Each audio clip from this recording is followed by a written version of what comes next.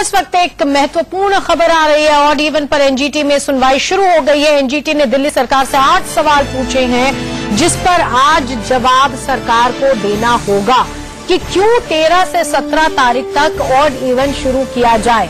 अगर इन 8 सवालों का जवाब देकर कोर्ट को, एनजीटी को सरकार संतुष्ट कर पाती है, तब ये 13 से 17 तारीख तक जो फिर से ऑड इवन शुरू होने वाला था वो शुरू होगा। तो आज बहुत जरूरी दिन है दिल्ली सरकार के लिए। इन 8 सवालों का जवाब सरकार को एनजीटी के सामने देना है।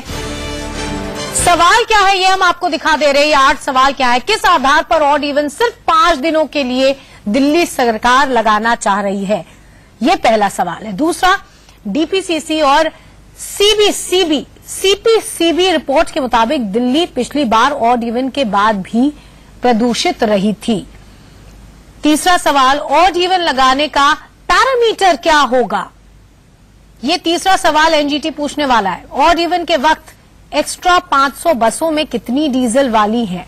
डीजल वाली बसें ज्यादा प्रदूषण करती हैं। एक बड़ी डीजल बस कितना प्रदूषण फैलाती है, क्योंकि डीजल बसेस पर कोई रोक नहीं है, वो चलती रहेंगी।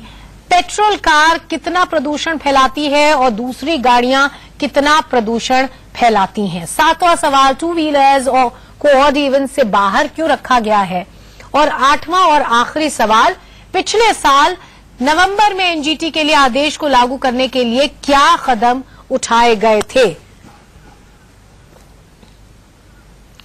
और एनजीटी कोर्ट के बाहर से मेरे साथ एडिटर न्यूज आंचल आनंद जुड़ गई हैं। आंचल जी, इन सारे सवालों का जवाब देना दिल्ली सरकार के लिए काफी मुश्किल होने वाला है, क्योंकि जब पिछली बार ऑड इवन लागू हुआ था उसके बाद अगर आंकड़ों को देखा जाए तो बहुत ज्यादा फर्क प्रदूषण पर नहीं पड़ा था और उसमें कई लाक्यूने भी महसूस किए गए थे कि छोटे वाहनों पर क्यों नहीं लागू किया गया, बसेस ज्यादा चलने लग गई। तो ये सारी चीजें हैं एक साथ जिनका जवाब देना है। बिल्कुल मित्री, अंग्रेजी में कहा जाता है लुक बिजी डू नथिंग, यानी कि कहीं ना कहीं जब आपके पास और कुछ दिखाने के लिए, करने के लिए नहीं होता है तो सिर्फ आप दिखाते हैं कि काम कर रहे हैं। और एनजीटी का यही कहना था कि ऑड इवन स्कीम को शॉक ट्रीटमेंट की तरह इस्तेमाल नहीं किया जा सकता है।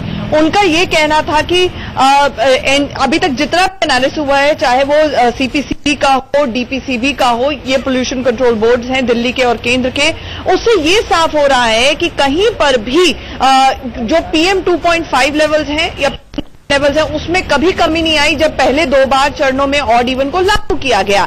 तो अगर 100 डायरेक्शंस थी जो सुप्रीम कोर्ट की तरफ से, एनजीटी की तरफ से या एप्का की तरफ से आई, उनमें से एक ही को क्यों चुना गया दिल्ली सरकार द्वारा? क्योंकि ऑड इवन को करना बहुत आसान है, उसको लागू करना बहुत आसान है। शायद यही वजह है कि इसलिए दिल्ली सरकार इसको चुन लेती है। उसकी मंशा पर सवाल एक अलग मसला है, लेकिन उससे भी ज्यादा उसकी इम्प्लीमेंटेशन को लेकर सवाल है। और यही नहीं, कोर्ट ने कहा कि अगर ऑड इवन स्कीम इतनी ही अच्छी है मैत्री, तो फिर ये ऑटोमेटिक फोर्स में क्यों नहीं आ जाती जब जो एम्बिएंट एयर क्वालिटी है वो 300 से ऊपर पहुंच जाती है, उसके क्या कारण है और ऐसा कितनी बार हो चुका है, उसके भी आंकड़े मांगे गए हैं। जी, तो ये सारे 8 सवाल हैं जो दिल्ली सरकार के सामने, और इनका जवाब देना आसान तो बिल्कुल नहीं होने वाला है दिल्ली सरकार के लिए। बहुत बहुत शुक्रिया आंचल जी पूरी जानकारी के लिए। यहाँ रुक रहे